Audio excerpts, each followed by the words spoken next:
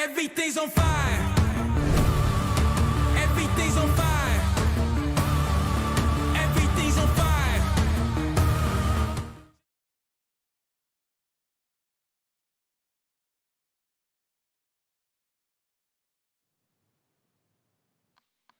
Hey, welcome to the newest RotoHeat live stream, our Fantasy Inferno, our new redraft live stream.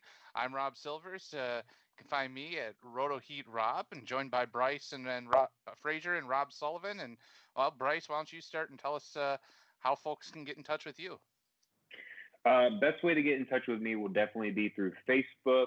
You can find me in the RotoHeat Dynasty page, the redraft page, any of the RotoHeat pages, and feel free to message me.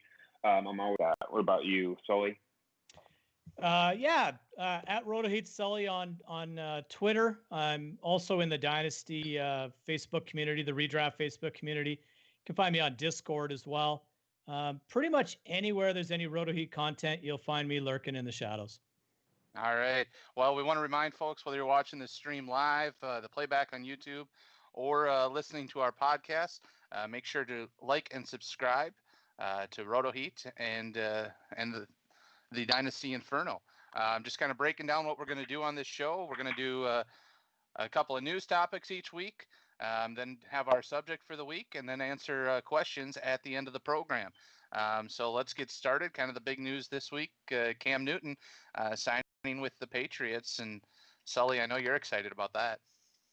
I don't know what to think about it, to be honest. And I was hoping you'd go to Bryce first because he's our resident Patriots guy. But nonetheless, honestly, it's a no-brainer signing for the Patriots and for Belichick.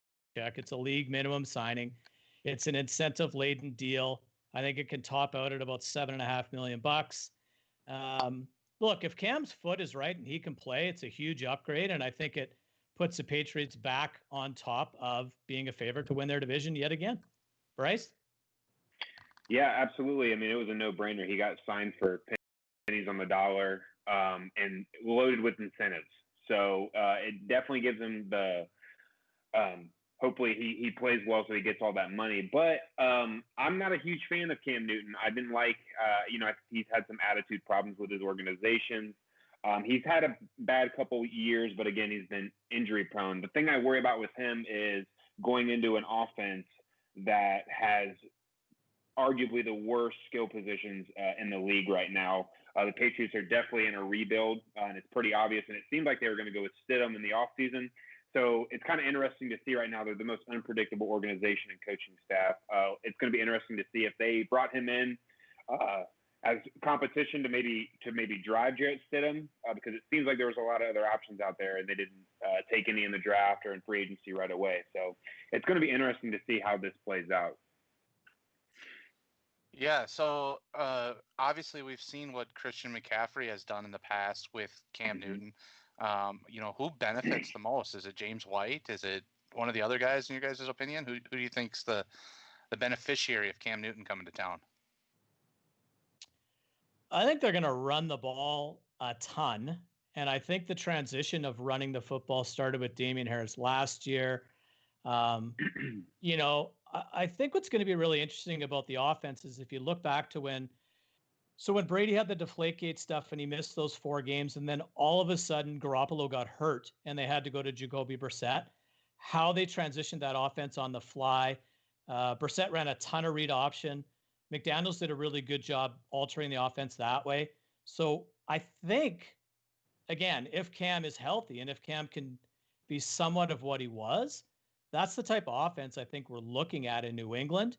I don't think it's a huge lift for N'Keal Harry. I don't think it's going to do much for all the other cast of characters, the Mohamed Sanus and the Marquise Lees, if he can make the team. I think Edelman's still Edelman, but I do like the lift for, I don't know if it's a lift for James White, but I like James White to obviously be that primary third down pass catching guy out of that backfield.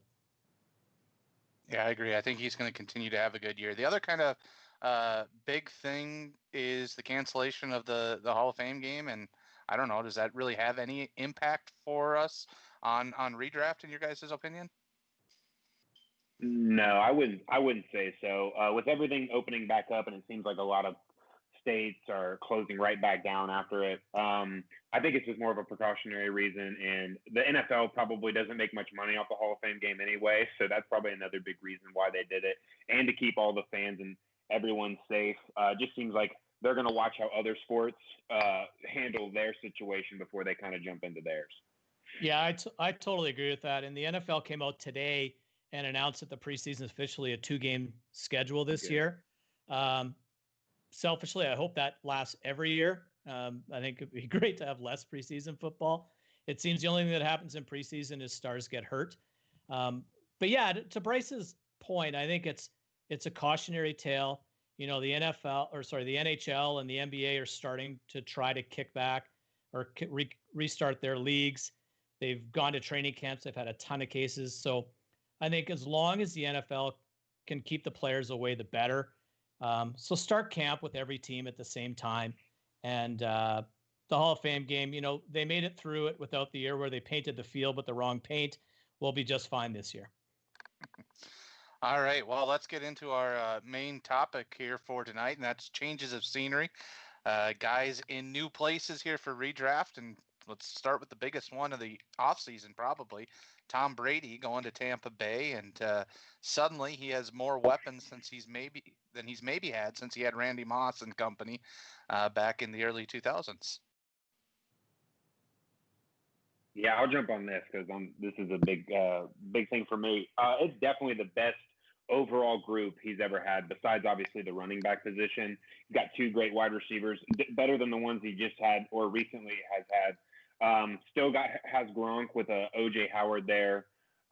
He's wanting to win now, and New England fans, we all saw it coming. Like, they're not in a position to help him, so he had to go somewhere where that was gonna happen. And as a fantasy, especially for redraft, this definitely increases his value. The past 2 years, maybe at least last year, the year before was the start of the decline fantasy wise. He was putting up back end numbers, and before the move to Tampa, he was probably going to be one of the last 5 starting quarterbacks taken in redraft. So this definitely improves his value. I still don't expect him to put up prime Brady numbers, but I definitely see him being more the middle of the pack this year rather than back end of starting wide receivers. What do you guys think? Yeah, I totally agree with that. When the news broke and I started working on my redraft rankings, I originally had him around 16, and then I just kept tweaking it. And I was like, no, I like him more here, and I like him more than this guy there. So I have him at 11 right now, and I have him right behind Breeze, 2 back of Matt Ryan. And I think the weapons are there. The guy is brilliant. Like, he's going to get the most out of everybody on that team. I think he's going to have a good year. I totally agree with Bryce. We're not looking at MVP Tom Brady stuff, but he can do what needs to be done to have them win football games. And I really do think that there's being way too much made about Brady not being able to take the ball downfield anymore. His completion percentage on passes over 20 yards last season were right on par with his last MVP season.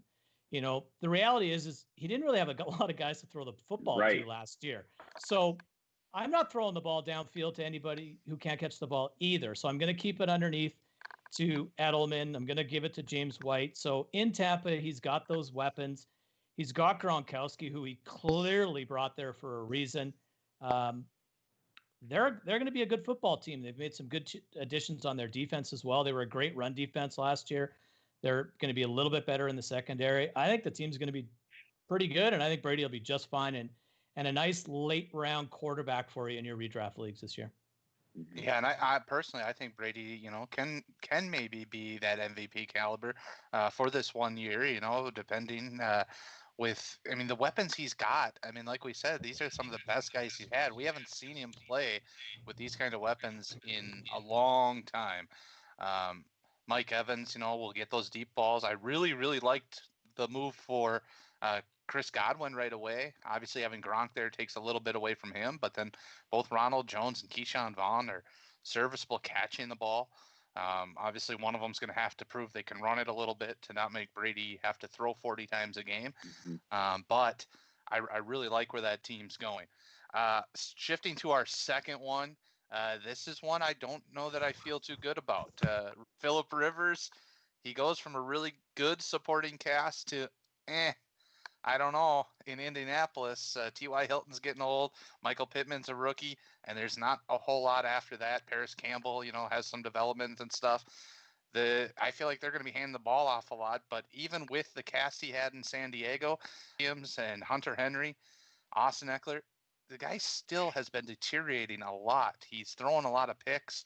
I just don't see it being a great year for Phillip Rivers, although I see it being a better year for the other players in Indy than they had last year with Brissett. I'm kind of on a Phillip Rivers mountain that I'm probably going to die on this offseason. So I think in the amount of times it takes me to blink is about the amount of time he had to throw the football over the last 2 or 3 seasons in Los Angeles. He's now putting himself behind one of the best offensive lines in football. He's reacquainting himself with a head coach and an offensive coordinator that know him. He has T.Y. Hilton. I think Paris Campbell is an underrated asset. I think we're sleeping on Jack Doyle this year. I think he's got some really good weapons out of the backfield. Now, again, this is similar to Brady. I'm not looking at peak Phillip Rivers productivity here. And I think I have him at about, let's look at my rankings. I have him at 21 in my rankings. So it's not like I'm in love with him. He probably won't get drafted in the majority of redraft leagues, but he's 100% a streamable quarterback that you can pick up and start in the right scenarios. He's still going to get the job done. The guy's a Hall of Fame talent. He's played, I think, 230-something straight starts, second all-time to Favre. I think the man's going to have a good year. I just would say that, temper your expectations. He's not a total tire fire, but he's not an MVP either. Right. I'm kind of like right in between. I don't think it's necessarily a better situation for him because I agree with you, Silvers, that his supporting cast of skill position players probably isn't as good as what he had there in LA, but I do like that he's going to have way more time in the pocket than he's had recently. So that extra time, especially with a veteran quarterback, can make all the difference. And there's like a lot of players there that are a lot of question marks, and you never know when you're going to have a breakout player.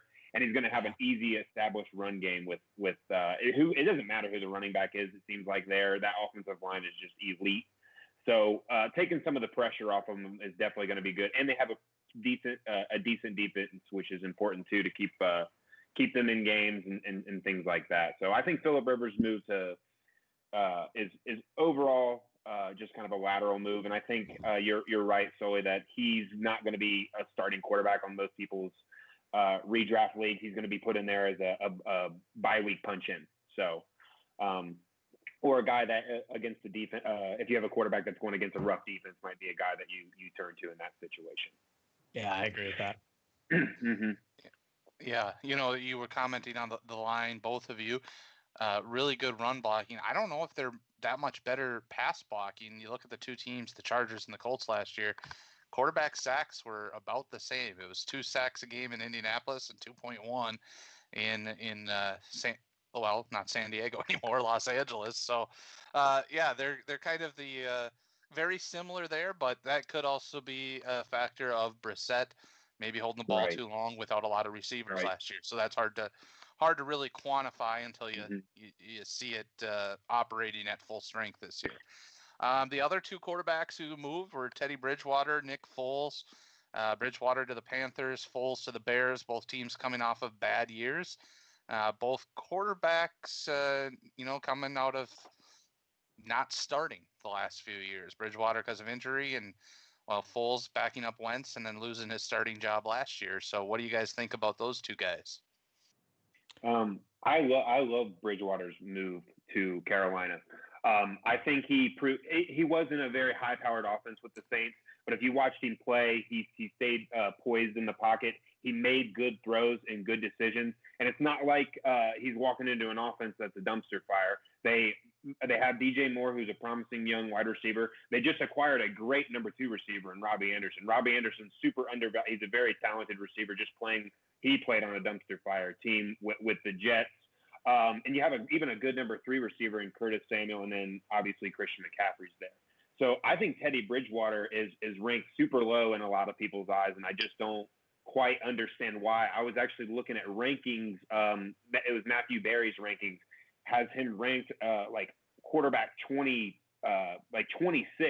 behind or right in front of Sam Darnold, and it just seems extremely low, especially with the talent around him and the proof that he produced with good talent. So I can see why people are questioning if Teddy Bridgewater will be great, because he hasn't started since he played in Minnesota, like a full season. So what do you think, Sully? Well, I have Teddy Bridgewater at 26, so I don't know what I should say if I should keep going. But I have him right ahead of Derek Carr. So I like Teddy. Look, I'm a Vikings guy, so I'm always going to have a soft spot in my heart for Teddy, and I love the fact that he's got a starting gig again. That team's bad, and they're going to struggle. But you're right. He's got Christian McCaffrey, and he's got DJ Moore, Robbie Anderson. Curtis Samuel is going to have a role in the offense. Ian Thomas might be something at tight end. Who knows? So the only reason I have him at 26, and this is cliche, but there's 25 guys I like more than him. Quarterback's super tight from like 16 on down. So, and when you look at average points per game, sometimes it's 1.5 to 2 to 3 points per game difference in those rankings. So I like Teddy. I think he's going to be okay. And to your point too, Bryce, when he showed up in those 5 games in New Orleans last year, he didn't panic and he did what he had to do to win the games. Right. I was incredibly surprised and impressed with his performance when his first start was on the road in Seattle and they win the football game. Michael Thomas didn't miss a beat. In fact, statistically, he was better with Teddy than he was with Drew Brees. Mm-hmm. So I think there's a lot of positives there with Bridgewater. Joe Brady knows him. So, yeah, I think he's going to be okay. I don't think it's going to be anything great. But I think he's similar to Rivers, as he's a guy that won't get drafted, and he's a guy that you're going to be able to pick up and stream from week to week, depending on matchup. Well, with Teddy's skill set, I really like the players around him, like you guys mentioned. McCaffrey's going to continue to eat in the passing game. Yeah. I think DJ Moore, Curtis Samuel, they're going to fit very well into, good route runners and stuff, and good with those short intermediate passes he likes. And then once in a while, he's going to be able to surprise you and throw one over the top to Robbie Anderson. And so I think it's going to work out really well offensively for him. Where the issue is going to come in is going to be their defense, and if he has to pass a whole bunch because they're behind all the time. Nick Foles going to the Bears. I know this will make our RotoHeat creator Ricky Butts cringe a little bit, but I don't really feel like Foles going to the Bears does a whole lot. I mean, I think he's good with the weapons around. When he's got good weapons around him and the team's in a good position, like we've seen the couple of times he's been with Philadelphia. But last year, I mean, he had decently talented wide receivers, not the same as what he's got with the Bears, but he just wasn't successful. Same when he went to Kansas City. He just wasn't successful. I feel like he's got to have a team around him that's clicking on all cylinders, and that's not the Bears. And so I don't really know that I see him being all that great. I think the Bears give him some good pieces, right? So Tariq Cohen and Montgomery out of the backfield are nice pieces that he can dump the ball off to. Anthony Miller, I think, is a definitely underrated asset, and Allen Robinson is a great quarterback, or wide receiver, pardon me. I don't see this as a massive upgrade for the Bears. I do believe it's an upgrade over Mitch Trubisky, so I do believe Nick Foles is your starting quarterback in Chicago. He's a guy I've ranked 30th in my quarterback rankings, so it's no one I'm crazy about. He's an upgrade on Trubisky, and I think that's about all I can really say about him. I agree with what you said there, Rob, is that he's only had success in Philadelphia, and he's only had it coming out of the bullpen in the 7th inning. He hasn't carried the load for anyone, so and done it very effectively. So, yeah, I don't know. That's about it, really. He's an upgrade, but that's about it. Bryce? Yeah, I just think he's a small upgrade for sure, because Mitch Trubisky is not an accurate passer at all, and it's almost like sticking like a little Band-Aid on the Bears organization, because he's not going to get you to where you want to be. So it's kind of interesting to see who they even come out the season starting. I think it's going to be Trubisky, and then he's going to drop the ball, and then Foles is going to come in like the superhero he seems to be as a backup quarterback. He's better suited for that position, it seems like. But I think it helps Allen Robinson more than anything, because that guy is the most underrated. That poor guy has never had a good quarterback in his entire career, and he is a top 5 talent in the NFL that gets overshadowed by players in better situations. So it's a little bit of an upgrade for him, but still not quite what he needs. So Nick Foles is just a guy that is not really someone you're going to look at in redraft, but it's still it affects other players that definitely are going to be taken early in drafts, like Allen Robinson. All right, flipping to our running backs here. Let's start with the two guys who have some injury concerns, Todd Gurley, David Johnson. For me, Todd Gurley going to Atlanta, I think he has the potential to have a good season, but but Atlanta struggled blocking last year, no matter who was back there. So that is some concern for me, and he's shown in the past, I think his first year with Los Angeles when he was still young and didn't have the injury concerns, that if you can't block for him, he can't necessarily run away, although he's developed quite a bit. So I expect a middle of the pack year for him. David Johnson, if he can stay healthy, I actually really like him in Houston. I think he's got a really good opportunity there.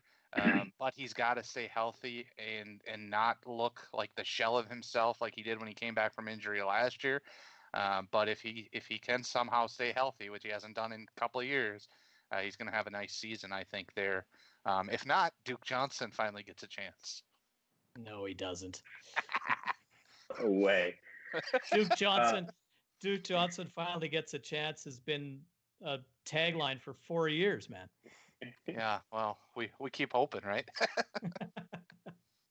Right. I like Todd Gurley's move to Atlanta. I don't necessarily think Atlanta's O-line was a problem. I think it was just more of the inexperience they had at running back. Devante Freeman just seemed like he couldn't get back in the groove that he was in. He kind of just had that one-hit wonder year and never performed even close to that. I always look at offensive line rankings a lot, and I feel like I remember seeing Atlanta top 10. And they're more known for their run blocking. Their linemen are known for their run blocking talent. So I definitely like Gurley in redraft especially. But it's interesting to think. I don't feel like we've been held in the dark on an injury more than Gurley. It seems like you always hear terrible things, and then he's like, "Oh, it's fine." And then you hear again that his arthritis is like about his knee's about to explode or something. So it's going to be interesting to keep it's a cautious pick if you do take Gurley, but I think his value is higher than people think in redrafts, and I think you could get a good player that has always been he finds the end zone a lot. Even last year's numbers were terrible, but he seemed to find touchdowns in some games, in a lot of games. So I do like Gurley in redraft. Because of the situation he's going into. He's going into a well-balanced offense, good quarterback, good wide receivers, good line, good coaching staff. So what do you think, Sully? I agree 100%. The problem with Todd Gurley last year, in my opinion, was a lot to do with the line in Los Angeles. So in 2018, they had the best run blocking offensive line in football, and last year I think it was 26th. So I don't care who the heck you are, you're going to struggle. The arthritic knee, the degenerative injury is 100% legit. It's going to limit his workload. But when he got the football last year, he was still productive. So I agree in a redraft league with a guy who's got a little bit of a homecoming going back to Georgia on a 1-year, pretty cheap contract. I think the Falcons run him into the dirt. And if he can hold up, he's going to have a good year. I've got him right in the middle of or as an RB2 at about, I think it's 18 or 19 that I have him. He's still going to catch the ball out of the backfield.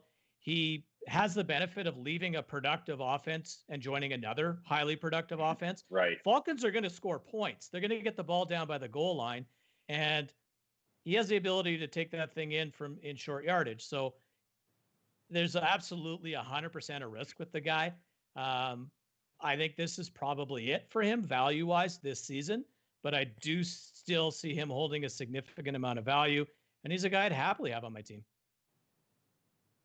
Yeah, I think, Bryce, you were saying that Atlanta's line in the past has been top 10. I think last year they really struggled. Their adjusted line yards, I think, were like 24th or 25th last year, right around where Los Angeles was, but they should probably be improving this year. Mm-hmm. I was looking at 2020 outlooks. Okay. So I wasn't. Last year I wasn't looking quite at their statistics. Was it going off of their running back's performance though? That's what I was saying. Probably they just had terrible dudes, they had terrible running inexperienced backs. guys running back there. For sure. Yeah, Brian Hill and Edo Smith aren't exactly going to get your running back or Right. your offensive lines Right. to the Pro Bowl anytime soon. Mm-hmm. No, probably not. The other two big names, Melvin Gordon and Jordan Howard. Melvin Gordon, of course, tried to go after that big contract in LA. Didn't work out. He ends up in Denver, where the air is a little thin. But I think that can be a good fit. That offense looks really exciting for Denver, and obviously Philip Lindsay, an undrafted running back, has had success there the last couple of years. Jordan Howard, meanwhile, Miami, hasn't been the greatest spot the last few years, but Jordan Howard, an incredibly undervalued player. I mean, the guy, when he's healthy, just churns out yardage. I mean, I think he's been undervalued his entire time in the league. I think he's going to have a pretty decent year with an improving Dolphins team. Yeah, I think, first of all, with Melvin Gordon, I'm a big Pat Shurmur fan. He seems to really like one running back primarily over split backfield. So in fantasy, anytime you can get a guy who's going to see the majority of the snaps, be it touches out of the backfield or catching passes as well, I think that's a benefit for him. The offense should be better. I think there's a lot of pressure on Drew Locke this year to drive that bus. There's some really good pieces there, but I like Melvin Gordon a lot. Similar to Todd Gurley in a way. Melvin Gordon doesn't have the greatest knees in the world either, so health's going to be a factor, but he's going to get the opportunity, and I think he's going to do just fine in Denver. Jordan Howard is like ridiculously undervalued, to your point, Rob. His ADP is 97th overall right now. He's a starting running back in the NFL. And yes, the Dolphins aren't exactly an offensive juggernaut. We don't really know what their quarterback situation is. We don't know how good they're going to be. But this is a guy that his career average over 16 games has got 1,295 yards rushing a season.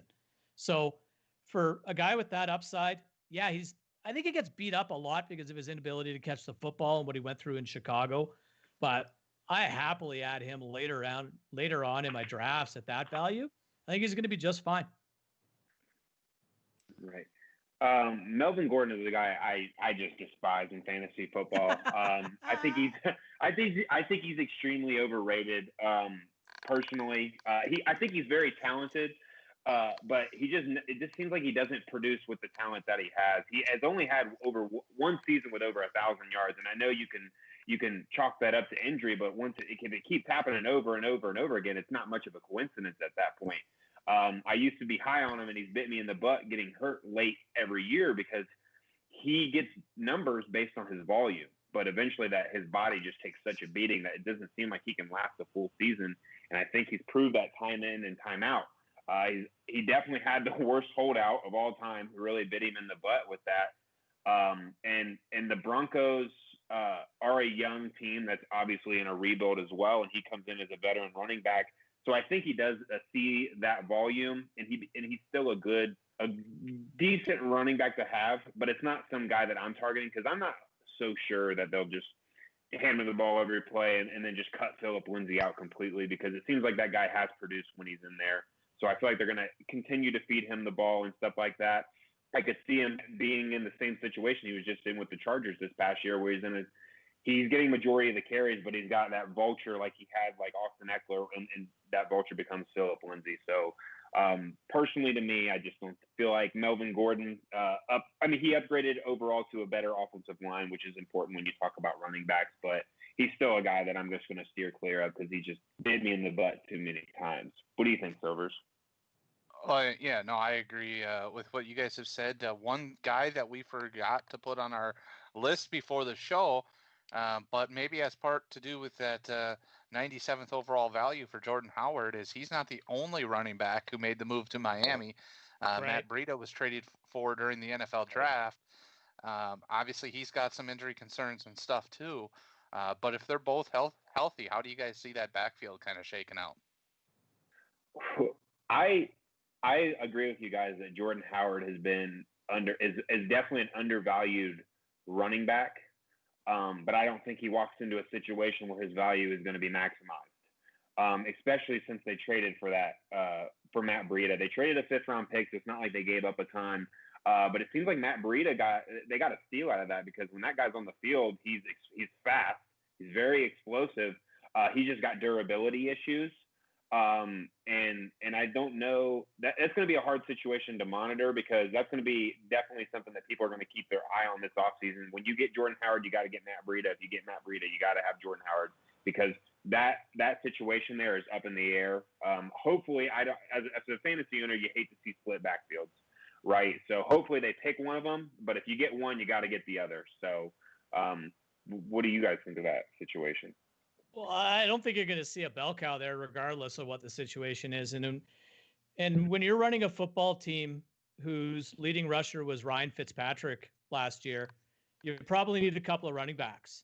Patrick Laird isn't any good. Right. Kalen Ballage is marginally better than I am. So when you take a look at the fact that Jordan Howard's the early down back, and Matt Breida is the pass catching guy, because Jordan Howard's proven over his career to struggle coming out of the backfield to catch passes. Breida's proven that he can do that in San Francisco. It's good that you brought this up, Rob, because the value is probably even more so with Breida, because Howard has some durability issues over the last little while as well. And if he goes down, if Howard goes down, Breida's value skyrockets, because now he is an every down back. I don't really know what it looks like if Breida goes down, and I don't see Howard catching a bunch of passes. So I think they complement each other. I think, to Bryce's point, it's not a bad idea to have them both. They're probably going to cannibalize each other a little bit out of that backfield at times. And again, I don't know how good they are. So I tend to migrate myself on my running backs on high-profile, prolific offenses as much as I can. Right.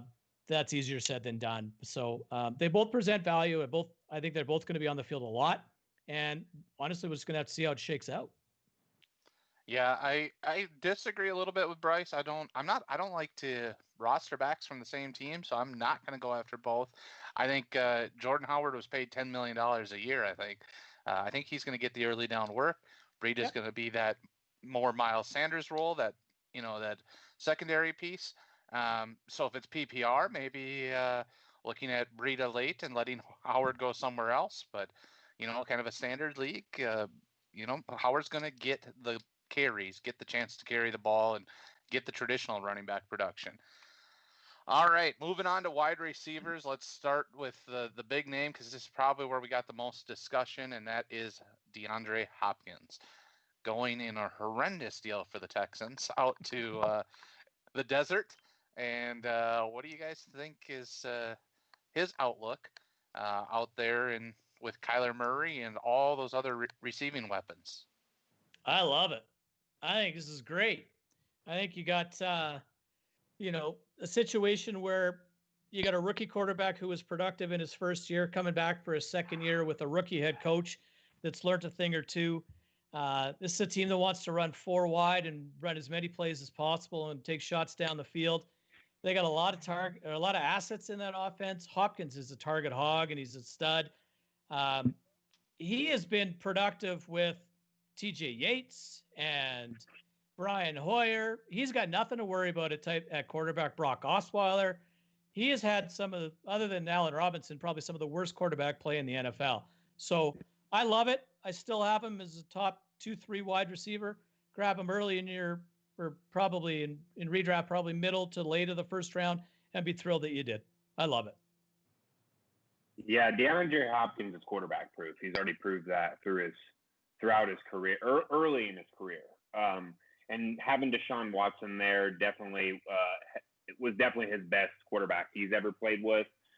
He downgrades in quarterback play going to Arizona, but I don't think it's going to really affect his numbers much.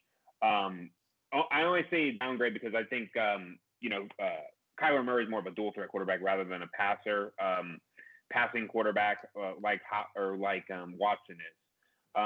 But DeAndre Hopkins is, like I said, he's quarterback proof. He's going to put up wide receiver 1, 2, or 3 numbers until he gets old.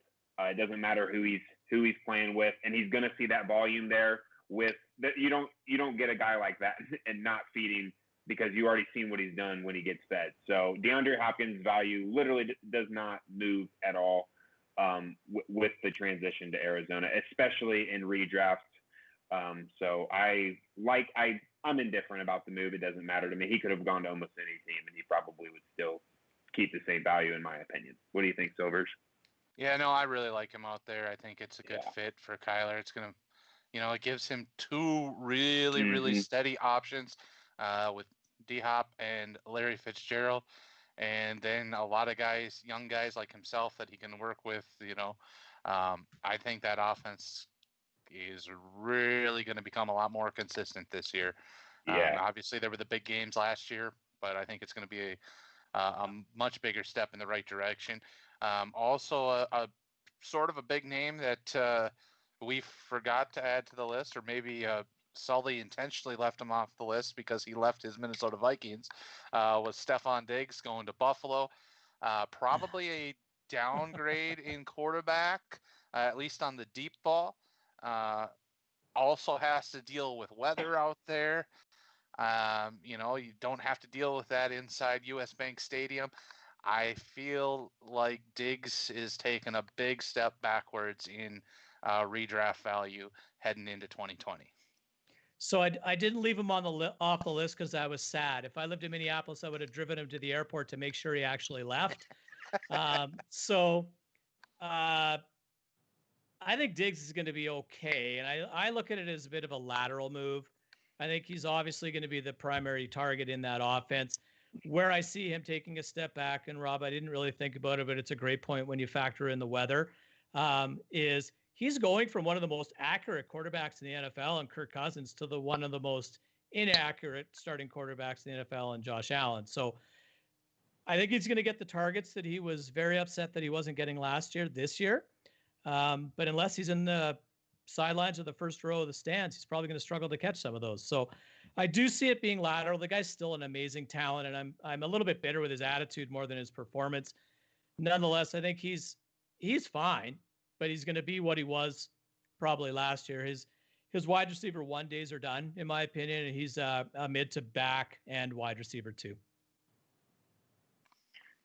I think I'm going to have to disagree a little bit. I think it's a little bit of a better situation for him. I obviously the quarterback is an issue. Josh Allen, though, the deep ball is the only thing he's good at. So the only thing he's not going to underthrow Diggs often. He's going to overthrow him more than anything. And Diggs does like to go for deep ball routes. I would say this definitely improves Josh Allen's value more than anyone because he's never had a wide receiver 1 talent. So it'll be interesting to see if he can utilize all the talent that he's getting with Stefan Diggs.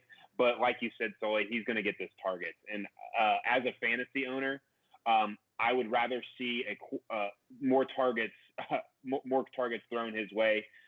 He saw, I think, a career low this last year with Kirk Cousins, but he did eclipse 1,000 yards, but had like 30 less catches than he did the year prior and a lot less touchdowns. So I think that Buffalo is definitely in a better situation, especially that division. So at least 4 games out of the year, you're going against Miami and the Jets, who do not have the best defenses, especially when Jets are about to lose Jamal Adams. So right there, he's seeing a lot less talent throughout the season in the secondaries that he's going to be going against. And I just like that all these talents, all these targets that he's about to see. It feels like deja vu talking about this because I did the player outlook that you guys got to watch on YouTube. Right. Anybody watching, right? So, and I think on the flip side, we just got Silvers brought it up that how does Kirk Cousins' value go with Diggs leaving? I think it goes down. I mean, you can't imagine it going up when you lose a talented player like that. I know he had some issues attitude-wise. Thielen's not young. I mean, it doesn't seem like he's been in the league long, but I think he's almost 50 years old, 20 already. It took him a while to become a starter. When you take away an elite number 2 receiver on a team, even though Diggs was the best wide receiver talent on the team, he didn't have the best relationship. And that's always important. And you see that throughout the league all the time. Julian Edelman and Brady, he was never the best talent probably on the team. But relationships are more important than talent in a lot of situations, especially with veteran quarterbacks. This one, he's got a young quarterback that's probably going to be excited to play with him. So, all right, looking at the rest of our wide receivers on the move, they're probably mostly wide receiver 3s and lower types. So how do you guys kind of value the group of guys who moved in Emmanuel Sanders, Robbie Anderson, Perriman, Cobb, and Funchess? I think they're all depth guys, especially in your redraft formats, right? If I'm in a dynasty, I'm probably going to have a deeper roster and find my way onto them. I think a lot of these guys are not owned in redraft leagues to start the season. But I do think that they're guys that you want to keep your eye on. Potentially, look a week or two down the road at some matchups that potentially you can beat the waiver wire and grab a guy early. Perry, because we saw him finally kind of do something towards the last 3 or 4 weeks of the season in Tampa. I think he was like wide receiver 2 or 3 in fantasy when Godwin and Evans were both injured. He showed up and he played well. So I'm interested in him. And I think Funchess has some really sneaky sleeper value to him as well. I'm not a big Allen Lazard guy, and Devontae Adams is not going to catch every ball that Aaron Rodgers throws. So somebody else has got to catch the football. Funchess is a big target, and he can play in the middle of the field. He's probably more so a tight end than a wide receiver at times, but he has some value to him. And Emmanuel Sanders is going into a absolutely great situation where he's still productive, and he's not a young guy, but he keeps doing it year after year. And what I like the most about his situation is he's going to face single coverage all game, every game. And he's got one of the most accurate quarterbacks in the league throwing them the football. So he'll have some value as well. Bryce, what do you think? Yeah, I agree completely. The only two on this list that really catch my eye are Brashad Perriman and Emmanuel Sanders. I like Robbie Anderson too, but Sanders and Perriman are going to see more targets, especially when you're talking about guys like this that are not starter or not number ones on their team. I think Sanders definitely is going into the best situation where he's going to see one-on-ones. He's not going to be the best wide receiver on his team anymore. And like you said about Funchess and Adams, Michael Thomas can't catch. Well, it seems like he does, but he can't catch every single ball thrown his way. And Emmanuel Sanders might have some red zone value with some touchdown upside because that team knows how to move the ball down the field. And Perryman's interesting because he did start to break out near the end of the year when he got his chance, and he's going into an offense that is not good, but he could easily win that number one wide receiver spot. I mean, his only competition there is Jamison Crowder, correct? So Denzel Mims, maybe Mims. Right. I don't know.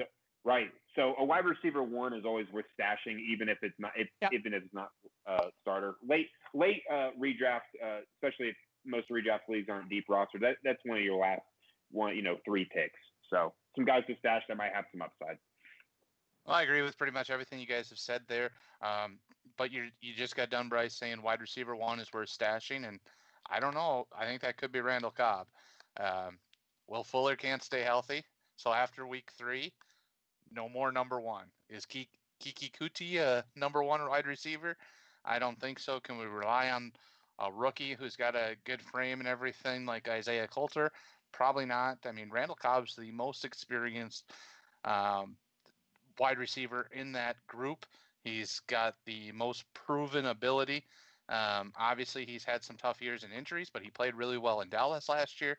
And I think he's got a chance to be the wide receiver one for the Texans. What about Brandon? What about Brandon Cooks? Really quick on Cobb. Yeah. So Brandon Cooks, I think if he can stay on the field is the number one. Fuller won't stay on the field, right? Fuller will play 7 games and be fine. I think to your point though, Rob, is they paid Randall Cobb a ridiculous amount of money. And it wasn't just a 1-year deal. I think he got a 3-year deal. He's making like $20-something million a year. So he's going to be involved in that offense.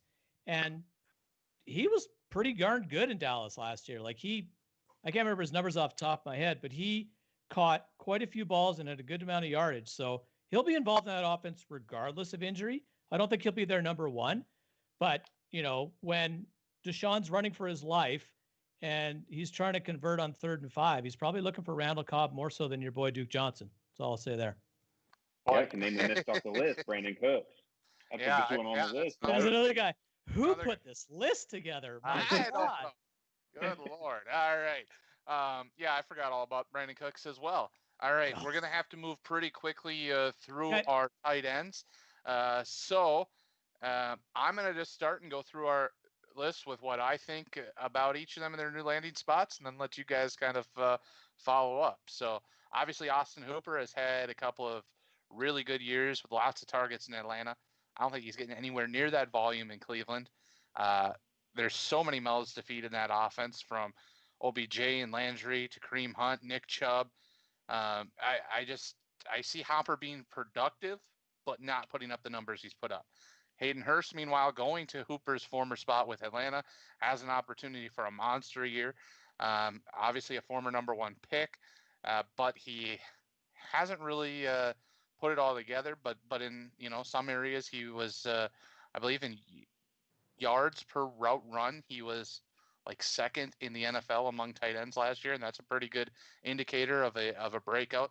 Eric Ebron going to Pittsburgh. That's a nice situation. Obviously, some tight end success in the past there with Heath Miller and Big Ben. So if they can connect, that's going to be good. Greg Olson, Trey Burton, not a fan of either one, really, both with injury problems, and I don't trust that they can fill the roles as the number 1 guy, and I don't really know that they're going to be asked to do that as the number 1 tight end on either of their landing spots. All right, I'll go next, and I'll rip through my tight ends as well. Austin Hooper, I think, is a nice talent, and I totally agree with you. He's not going to get the targets that he did in Atlanta, and they're not going to be the same targets. So Dirk Cutter liked to get Hooper out into the flat and into space, and he did a lot of damage after the catch. In Stefanski's offense, he's going to keep his tight ends in. He's going to keep them in the middle of the field. So he's going to get targets. He's going to get catches. He's not going to get the target and the workload that he did last year. So I see him more at the back end of the first round. When we talk about Hayden Hurst, I'm the wet blanket when it comes to Hayden Hurst. I do think that he's in a good situation. Obviously, so I just talked about Dirk Cutter getting his tight ends out in the flat. So I think Hayden Hurst, in fairness, could be, 60% of Austin Hooper. I could put my dog in a spacesuit. It's not going to make my dog an astronaut. So I don't think that necessarily just because he's going to Atlanta that all of a sudden he's this top 5, top 10 tight end. I like Ebron in the red zone. I don't think Ebron's going to, you like that one. Hey, Rob, that's good. I don't think Ebron does much in between the 20s. I do think I like Ebron down in the red zone, to your point earlier. If he could be that Heath Miller kind of guy for Roethlisberger, that's great. Greg Olson, I don't know. Russell Wilson sure gets a lot out of his tight ends, regardless of it's Will Dissly or Jacob Hollister or even Nick Vannett for a cup of coffee. So if he could stay on the field, it'd be okay, but I don't expect much out of him.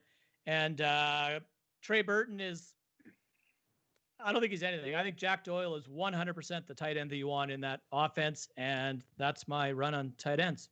Bryce? Yeah, same. I don't like Hooper's move. He's going to see less targets, too much competition in Cleveland. Hurst, I like it. I like his move, but I don't think it's as good as everyone thinks. He's not going to be Austin Hooper there. He's not as talented as him. So why would you think he's going to produce as much as him? But he will see some targets, and he's obviously the starter. Eric Ebron only seems like he ever does anything in the red zone. So, again, he's a good touchdown upside guy. If you for some reason play standard fantasy football, he's a guy that has a lot more value. But I don't see him getting much PPR value than he really has in the past. Greg Olson's just a veteran presence, going to be a guy that Russell Wilson looks to maybe on some third downs. Doesn't put up numbers that are eye-opening. Trey Burton, I don't even know if he becomes a starter. None of these, all these tight ends, I know at least 12 other tight ends I'd rather have over most of these guys, other than arguably Austin Hooper. So if anything, most of these guys are just backups anyway for maybe a bye week plug-in, except Austin Hooper. When you have a talent like that, he's still a starter in most redraft leagues. Agree. Did I miss any tight ends? No, I didn't. I don't think I did. Jason Witten moved, but who cares? I can't believe that guy's still playing. Good for him. You're muted, Silvers. Oh, boy. Oh, there we go. Hey. Sorry. All right. Yeah, no, I think we got all those tight ends pretty well covered. We do have one coming up here in our questions, though, so we'll get to that here in a moment. But want to remind everybody, please like and subscribe and hit the notification bell. so you don't miss any of our RotoHeat content. Leave us a review if you can. And, well, moving into our community questions, and we've gotten this one twice, and it's on tight ends. Jason Abild and Cody Makes. I'm asking, what about Tyler Eifert? And silence says it all. Yeah. I mean, he's like the Jordan Reed of tight ends. I mean, he is a tight end. He's like Jordan Reed. He can't play a full season. I know his injuries have been freak injuries, but I don't know. It's hard to value a guy that you haven't seen play in like 4 years. So I know he's going to Jacksonville, and that QB situation is not the best. I don't really know what to think of Tyler Eifert. Same thing. He's not a starter. He's maybe a backup at best, or a backup to a backup. Maybe a guy that's a little more interesting in dynasty leagues, but still not really. So I don't really think much of him. I think the interesting thing with Tyler Eifert obviously is his health, right? Like 13 touchdowns, and everybody was jumping out of their way to grab a hold of him. And I think he played, it was like 13 or 14 games across the next 3 seasons. He played all 16 time in his career. And he had 436 receiving yards. So I like the Bengals offense last year to the Jags offense this year. In fact, not as bad, but Laviska Shenault in that offense is going to hurt Tyler Eifert. I still think Leonard Fournette's going to catch passes. Chris Thomas is there to catch passes. Help me out. Who's the guy they drafted last year? Is it Josh Oliver? Yep. He's their tight end there, so I think he's still involved. And you have DJ Chark and D.D. Westbrook, and there's just not a lot to really get excited about with Tyler Eifert. 100% he's not a starter, and you might find yourself coming up against a matchup like the Arizona Cardinals were against the tight end last year. So perhaps you're going to start Eifert against a team that's like terrible against the tight end. But other than that, he doesn't have a roster redraft league. He doesn't belong on it, in my opinion. Yep, Right. I agree with you guys. Redraft, he's waiver wire fodder. Leave him there. You don't want him. You don't want to start him until he proves he can do something. We had a question while we were talking about Stefan Diggs come in. That does Diggs leaving improve Kirk Cousins' value? I say no, because he goes from 2 proven wide receivers, even though Thielen was hurt half the year, to 1. And not only that, Diggs was one of the best route runners in the league. Obviously, Justin Jefferson has a lot of good qualities, but he's not going to be Stefan Diggs in year 1. No. I don't think it changes Kirk's value very much. I think the Vikings will still run a ton of play action. They'll get Dalvin Cook if he shows up for work out of the backfield and hit him a lot. Jefferson maybe does something. I'm honestly not banking on him much. The key is Adam Thielen, not Stefan Diggs. If Adam Thielen can stay healthy in the offense, I think Kirk will be fine. And Irv Smith Jr., I think, has a role in that offense this year as well. So they're still going to run the ball a ton. They're probably going to have to throw the ball a little bit more just because their defense won't be as good with the mass exodus they had in free agency on the defensive side of the football. With that said, though, I think Kirk is still – he's a waiver wire quarterback in redraft these days. So he's that mid to late teens to early 20s quarterback for me that Stefan Diggs wouldn't have changed that, to be honest. So I think he's about the same. All right. And Yeah, then I'd say same. Yep. All right. Well, the last question came in. It was a little dynasty related, so we're going to twist it a little bit. And who are the best values this year, guys you want to draft from the rookie class outside of the top 5 running backs? So outside of Dobbins, Taylor, Swift, Akers, and Vaughn, are there any running backs you guys are targeting in redraft? No. No, That's the simple answer, but no, there really isn't. I did an article this week, and I figured there's 15 guys that'll get drafted in redraft leagues that are rookies, and the rest of them are waiver wire guys. So the one guy that I see coming off the waiver wire is Evans in Tennessee, Darylton Evans. I think that he has the ability to step into that Dion Lewis role, but do it better than Lewis did, and get some more opportunities there. I think Tennessee's going to have to throw the ball a little bit more than they ran it last year. So if there was a guy, that'd be him.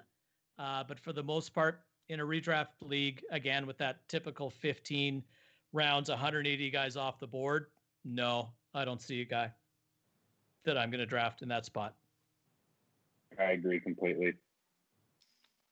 Yep, I feel the same. They're guys to watch on the waiver wire. Use that Fab 4 or your your waiver order system, whatever you got. Be aware of them in case something comes up, but you're probably not drafting any of them. Well, I think that's going to wrap us up for our first Fantasy Inferno redraft show here. So before we sign off, why don't you guys tell us again how folks can get a hold of you?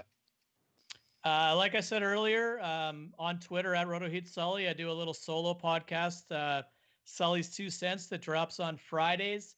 I've been trying to pump out as much content for our website in both the redraft side of the fence, and I wrote a Dynasty article last week. Was fun for a change. That was good too. So, like I said, in the Facebook communities, on Twitter, in Discord, anywhere RotoHeat is, I'm lurking. Right, and to get a hold of me is the same. I don't use much social media, but I'm on Facebook. I'm involved a decent amount on the Facebook, just in little chats that people post and stuff like that. Feel free to DM me, message me. I'm also in the Discord as well. If you guys join that Discord, it's completely free. There's links throughout the Facebook page. Just type in the top, like the search Discord. You might have to search for it. But those are the 2 ways you guys can get a hold of me. All right. And of course, you can get a hold of me on Twitter at RotoHeat Rob.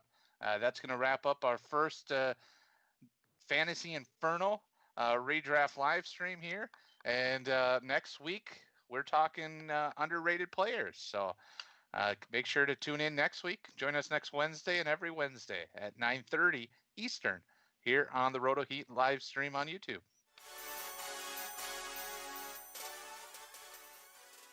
Don't forget, make sure you hit the subscribe button and notification bell so you don't miss any more fantasy football content from the RotoHeat.com team. Also, right there, playlist. Hit it. Watch the videos. Do it.